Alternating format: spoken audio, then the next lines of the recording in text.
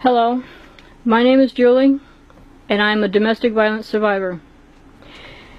Janet asked me not too long ago if I would be willing to make a video giving testimony about the abuse that I've gone through in my life and how her and her ministry has helped me.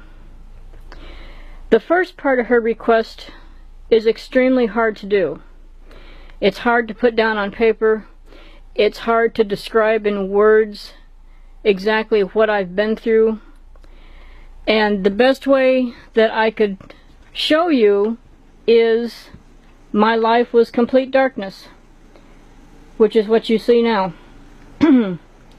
By the time I got to Janet, or by the time she had found me, however you want to see it, I was such a nervous wreck, a mental wreck, that by the time we got connected on the phone, I was crying, I was upset, I was worried, I was scared, you name it, I was feeling it. Okay? That's how it was. It took some time for me to come around, but she hung in there with me. And she did it in such a loving manner that I haven't felt since my granny down south. Okay, that's a comparison. That is a highly complimentary, I'm not kidding.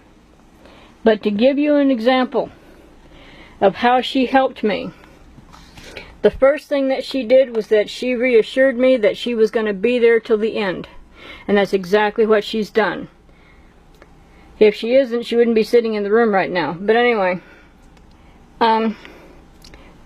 this is the only way that I can describe how she helped me in the abuse that I've been through. When we started out, it took a while, but I could slowly start to see a little light come into my life. Then Janet showed me the door. But she left it up to me to decide if I was going to open the door or not, because it was my decision. And once I made that decision, this is how it felt.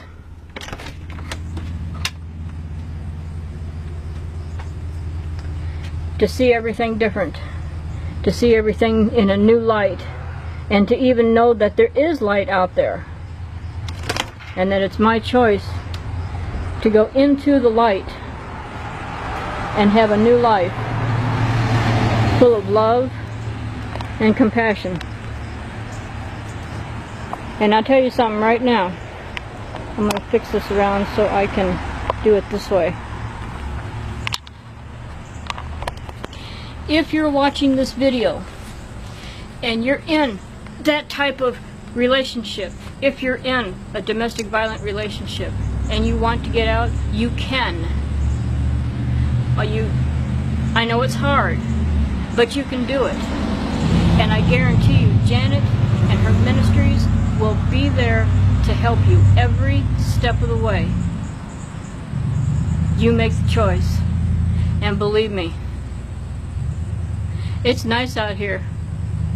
Come on out and join me. Take care. God bless.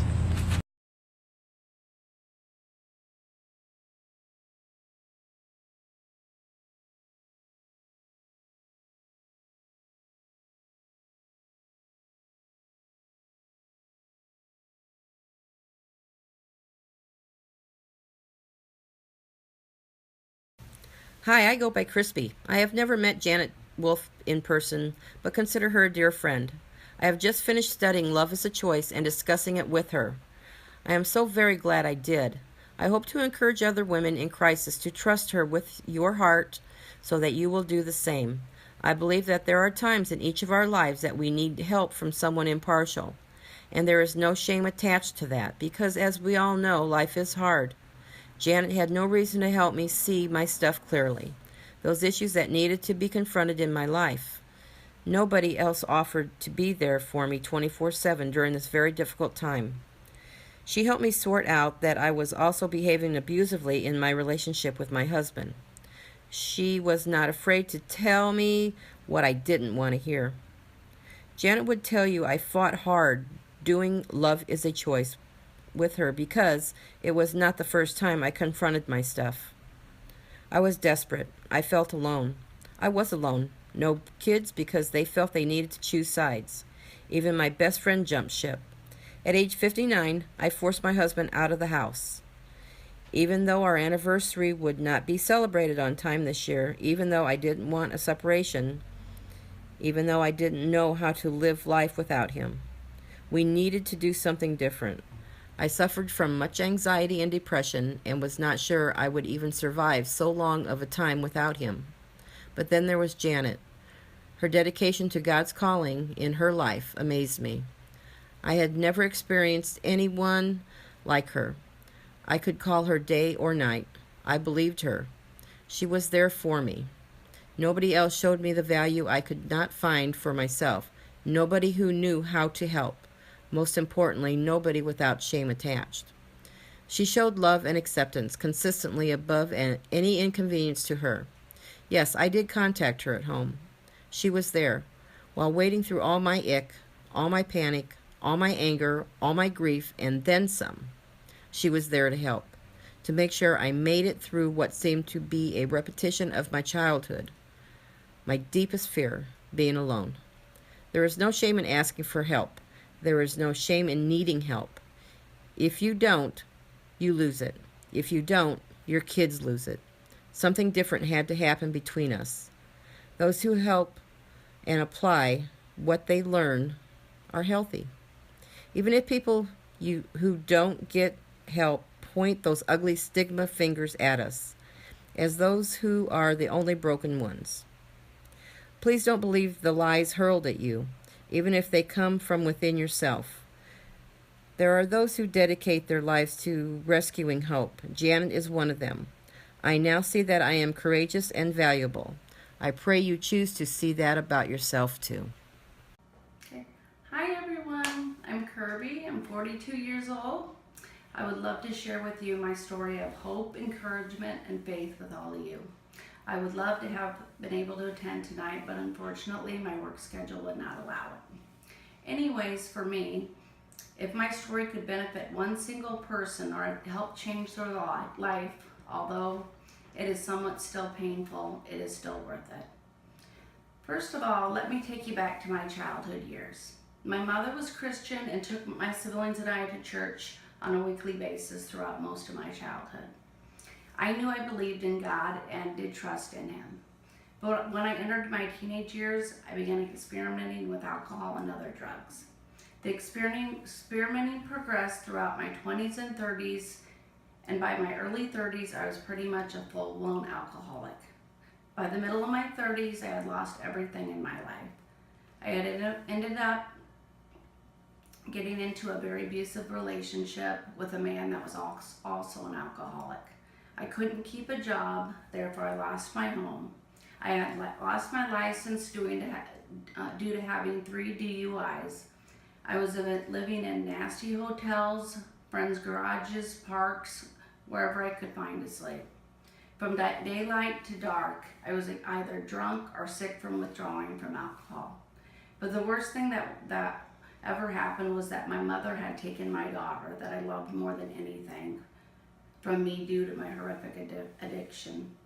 That was still not enough for me to stop drinking. My whole world was falling out from underneath me. But I was still so deep in my addiction, I couldn't realize what I was doing to myself or to others that loved me. I had so much shame, guilt, and disgust about myself that I remember praying for God to take me out of this world. I felt as if I did not deserve to be alive. I then became angry with God for not answering my prayers that I completely ran for Him. I wanted nothing to do with Christians or Christianity. I just wanted to be completely done with God. Then out of the blue, my mother found out where I was living, for some reason decided she could not let me live there, and slowly killed myself. She made me go with her and begged me to stay with her for just a couple days, if anything. I didn't want to go, but ended up going regardless. I remember the second night I was there praying to God again to please take me to heaven or give me the strength to make it out of this huge disaster I was in. After I prayed that night, I felt a peace come over me. Throughout the night, I kept remembering a lady that came to jail when I was in jail and prayed with the inmates. I remember her telling us about a program she had had that helped women with addiction problems and other problems.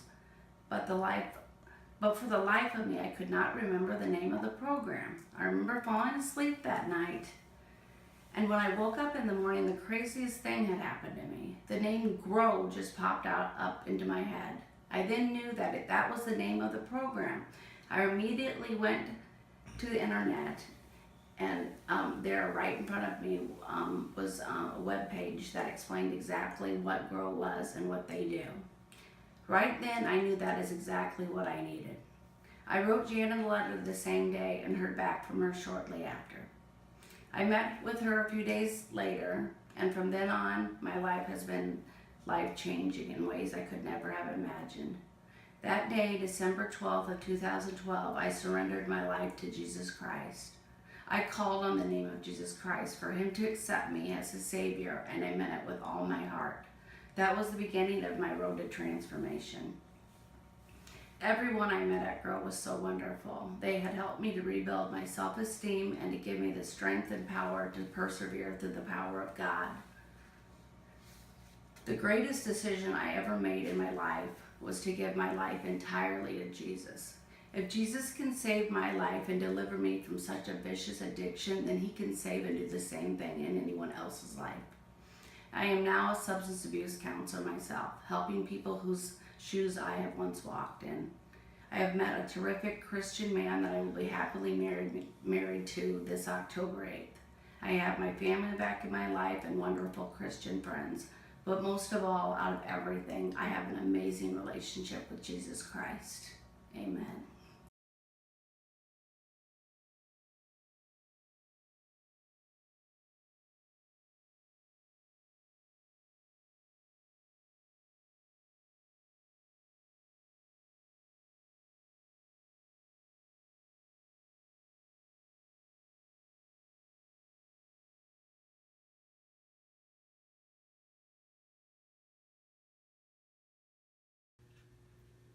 Hi, my name is Peggy, and I'm part of Grow Ministries.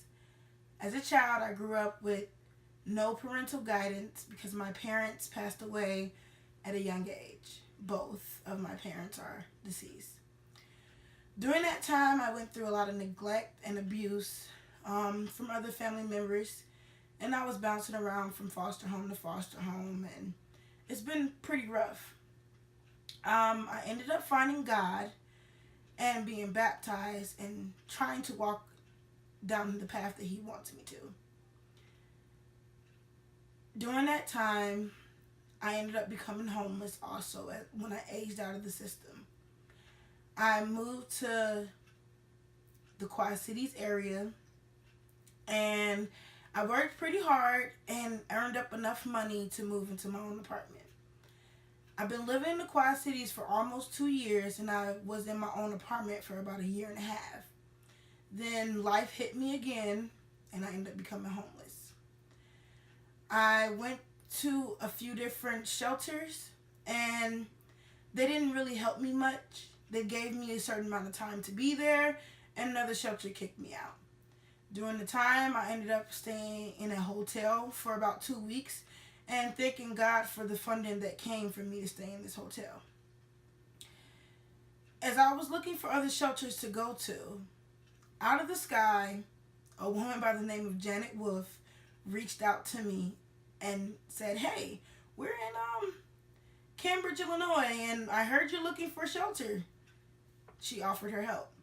I was skeptical at first because I'm in the Quad Cities and Cambridge is about 40 minutes away. I don't have a vehicle, and I didn't know how I was going to get there. Janet offered to come pick me up. But I had advocates at the time, and they took me to Cambridge. I came to Grow Ministries heartbroken and just discombobulated. And I met another lady by the name of Vanessa. Vanessa and Janet together is just the best power team I have ever met. since the day they met me, they hit the ground running, trying to find resources and ways for me to get to work because I start a job October the 23rd. And I didn't have any place to go until November the 4th, which was about the time that I was going to move into my apartment. Then God blessed me with even more. I got a phone call and I ended up getting an apartment October the 25th. Now we have to figure out how I'm gonna get there and where I'm gonna sleep. Janet said, "You're not sleeping on the floor." Vanessa said the same thing. They've been working around the clock to make sure that I have some type of furniture and my deposit for my apartment, and that is just a blessing from God. I'm trying not to cry, but they have done so much for me, and I have never been in a facility that does anything like this. They don't kick people out.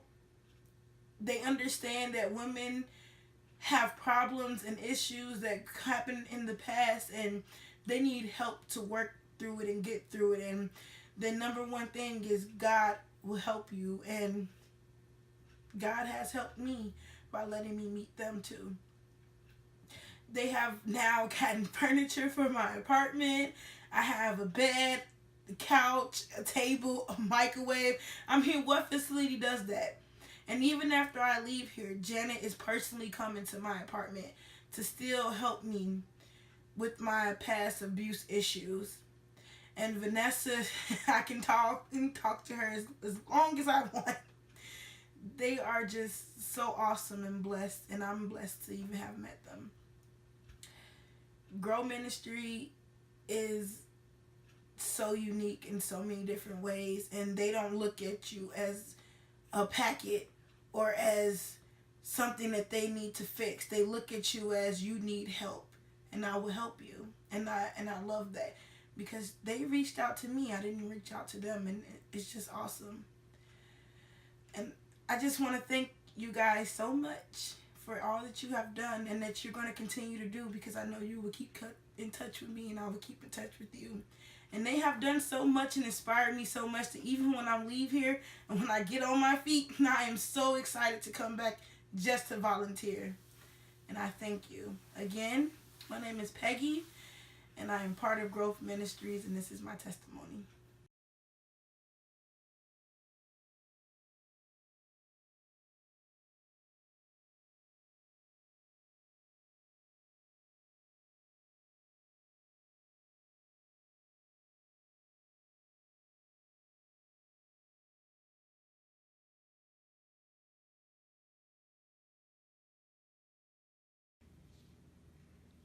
Hi, my name is Kathy. I'm a client at Grow Ministries.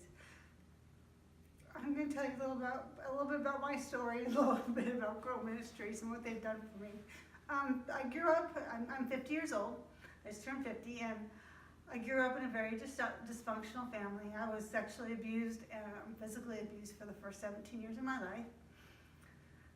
I ran away, and I immediately got into the sex industry. I prostituted and did the various things that people who have to live out on the street do. And that's what I did for approximately 25 years. I ended up getting into some trouble through alcohol addiction, and I ended up in jail in Scott County, where I had met Jan from Grow Ministries and Vanessa. When I met Jan and Vanessa, they encouraged me. They introduced me to a God that was bigger than life. And they gave me some hope. When I got out of the jail, I wasn't quite ready yet, and I had to go a little further. And I ran into a man who ended up physically assaulting me.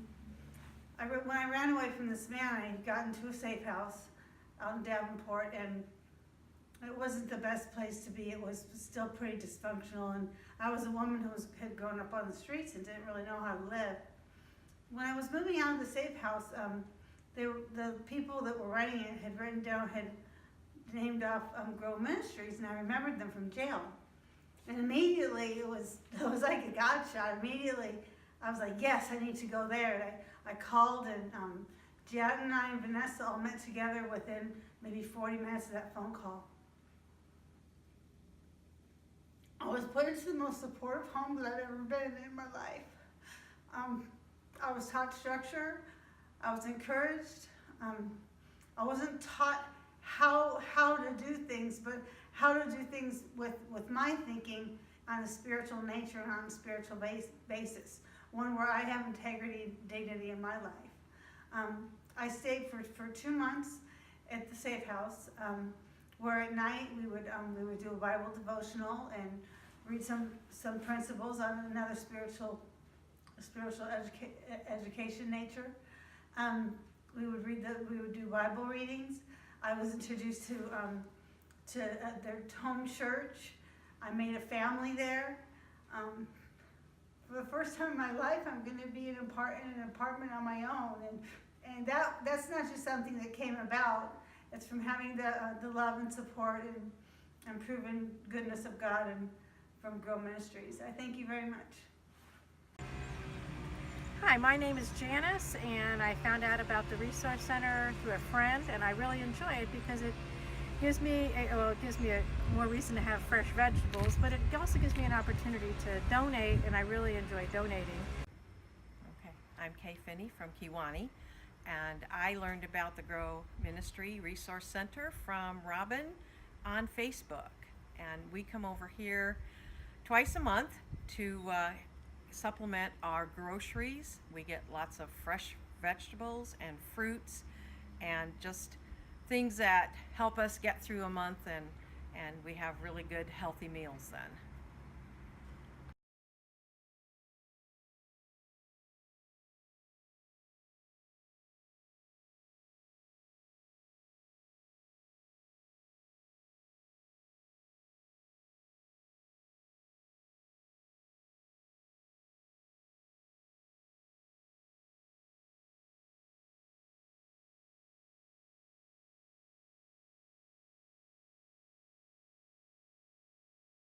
It's a proposed Christian camp project site.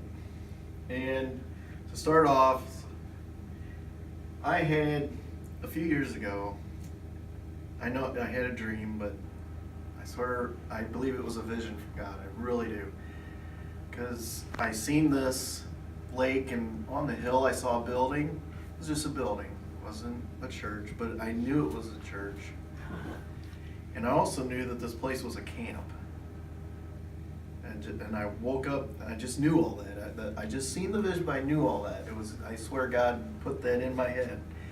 So, last summer, and the only one that knew this was my wife, and I talked to her about it. And last summer, a friend of mine from church said, "Hey, I got a place for you. You got to see this place. We can go fishing." And we went and looked at it, and we were talking, and the people that own it were talking about selling it. They were just in a talk phase. We went out there, and I walked. He took me way out here to this 2-acre lake right here. I was walking right here, and I just happened to turn, and I looked this direction here, and it was the exact place that I had in my dream 2 years. Awesome. I just started sweating. I got goosebumps. He wants this, and for some reason he wants me to find the people to help me do this, and so that's where it all started. And I went and talked to Janet and about it, and then I got the courage to go talk to these people, which I'm not very good at all. I knew God asked me to do this, I got to do it. And I went and talked to these wonderful people. They're just so wonderful. They got God-loving people. And I sat down and I just flat out told them it was a vision. I know it was a vision from God. And I explained to them all. And the one thing God really put on my heart was it has to be done fair and right. Fair to them, fair to us. So I explained to them without getting into too much because of their personal stuff that he's ready to, they need to sell a lot of their stuff and move into someplace smaller. but they love the place. They don't really want to leave. So I told them, I said, you know what, whatever we work out with this, you guys stay here as long as you want. We get it from you. That does not mean you have to leave. Stay until you're ready and you're comfortable, because that's what it's about. And we can still work on camp. They can stay in the home. Because ultimately, we were hoping that we can use this place for I thought we would stay there to keep the place clean and take care of the place, and that's kind of what I was hoping for, what we're working on. They're asking just what they owe. It's $450,000, which this is all government ground, this here, and the rest of it's, and up in here is government ground too. And they live off what they make on that pays the taxes and everything. So, but by the time we were done talking, they said, you know what, this place isn't going anywhere. We will wait for you. So they said it's not going to anybody else. So we have our project going here. And this is an explanation of it. It's 80 acres. And there's a small pond here by the house, but this is where I'm hoping it's going to be centered around this little church here in this lake. I'm going to try to keep some of the business here in town. I'm going to talk to CSI about some bunkhouses. Have them boys and girls, and then maybe connect them with a shower room, that's split. But we have right here, I put down some benefits of the camp and the purpose. It really has to be Christian. I want people to come in and learn more about God, learn more about Jesus and the Bible, and be able to, I guess, defend their faith too, because that's a big thing right now, is people cannot defend their faith, but they got to have fun too. I remember when I was first becoming a real Christian, that was one of those things. Being a Christian isn't fun. I found out it's more fun being a Christian than it is not, because you don't have to wake up the next morning wondering what you did or did anybody see you. It's just, I hope people did see me, because I'm following God, and I want to come up with different programs. We have a friend of mine and we have this really strong belief that we need to teach our high schoolers, our seniors, before they go to college, that you got to know how to defend your faith, because there's professors, there's kids, they'll fight you, and if you don't know how to defend it, that's going to put doubts in your mind, and we don't want that.